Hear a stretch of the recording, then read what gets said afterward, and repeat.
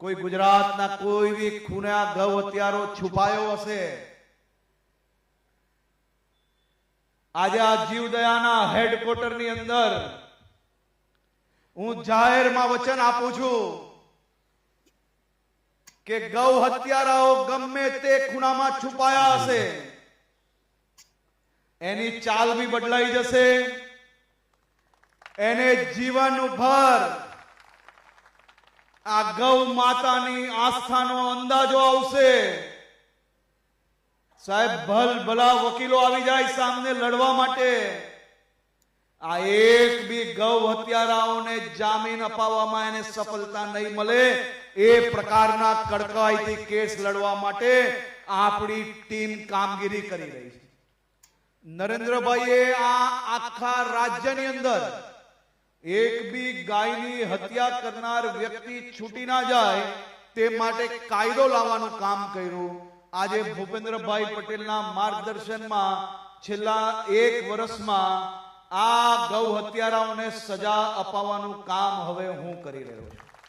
ગુજરાતની અંદર ગૌ હત્યા કરનારા કસાઈઓ ચેતી જજો. જો ગુજરાતની અંદર ગૌ હત્યા કરતા પકડાઈ ગયા તો તમને એ વાતનો આજીવન અફસોસ રહી જશે કે આ કરતા મેં ગૌ હત્યા ના કરી હોત તો સારું હોત. જો મેં ગૌ હત્યા ના કરી હોત તો મારું જીવન સુખમય સારી રીતે ચાલે.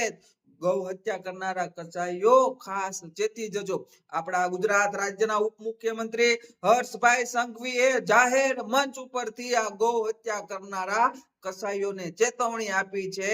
અને આ હર્ષભાઈ સંઘવીએ જે નિવેદન આપ્યું છે એ આવનારા સમયની અંદર ગુજરાતની અંદર ગૌ હત્યા કરનારા આ કસાઈઓ માટે કાળ સમાન પુરવાર થવાનું છે. એ 100% સાચી વાત છે અને આ વાતની હું 100% ગેરંટી આપું છું.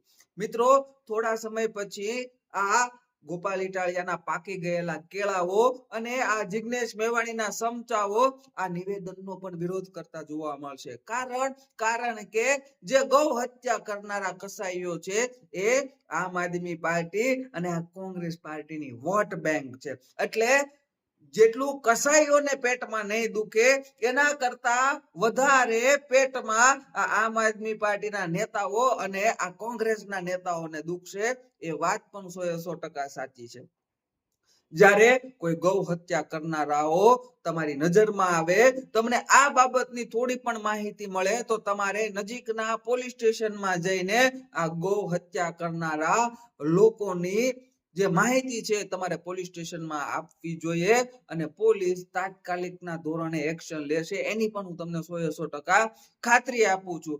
આ ગોપાલ ઇટાલિયાના પાગ્યાઓ અને આ જિગ્નેશ મેવાણીના પાળેલા સમચાઓ વારંવાર 8 પાસ કહીને આ ગુજરાત રાજ્યના ઉપમુખ્યમંત્રી હર્ષભાઈ સંઘવીની મજાક ઉડાડે છે.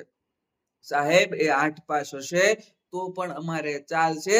જો એ સનાતન હિન્દુ ધર્મની સંસ્કૃતિને બચાવવા માટેના પ્રયત્ન કરનારો વ્યક્તિ 8 પાસ હશે તો પણ અમારે ચાલશે.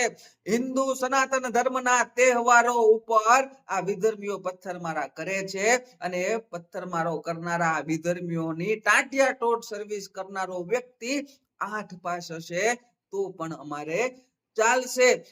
આ હિન્દુ સંસ્કૃતિના પવિત્ર તહેવારો ઉપર હલ્લાબોલ કરીને એ તહેવારોમાં વિક્ષેપ નાખનારા આ વિધર્મીઓના ઘર ઉપર બુલડોઝર ચલાવનાર 8 પાસ હશે તો પણ અમારે ચાલશે.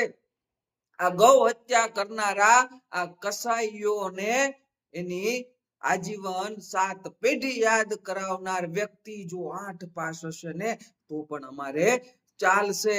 કારણ કે 8 પાસ હોવું અને કામ કરવું તેને કોઈ પણ પ્રકારનો સંબંધ નથી. જેને કામ કરવું હોય તેને આ દિલની અંદર ભાવના હોવી જોઈએ. ત્યાં ભણતરનું કોઈ મહત્વ નથી. અને આ ગુજરાત રાજ્યના ઉપમુખ્યમંત્રી હર હંમેશા સનાતન હિન્દુ ધર્મની સંસ્કૃતિ, સનાતન હિન્દુ ધર્મના તહેવારો, સનાતન હિન્દુ ધર્મની જે પણ કંઈ પણ એવી બાબતો હોય છે એમાં ખૂબ જ ધ્યાનપૂર્વક રીતે એ આ વાતમાં ધ્યાન આપે છે. અને જ્યારે કોઈ પણ પ્રકારની મુશ્કેલી આવે ત્યારે અડધી રાત્રે 3 વાગે પણ આ માણસ જાગીને એ સનાતન ધર્મની ઉપર વાર કરનારા લોકોને સીધા દોર કરી દે છે.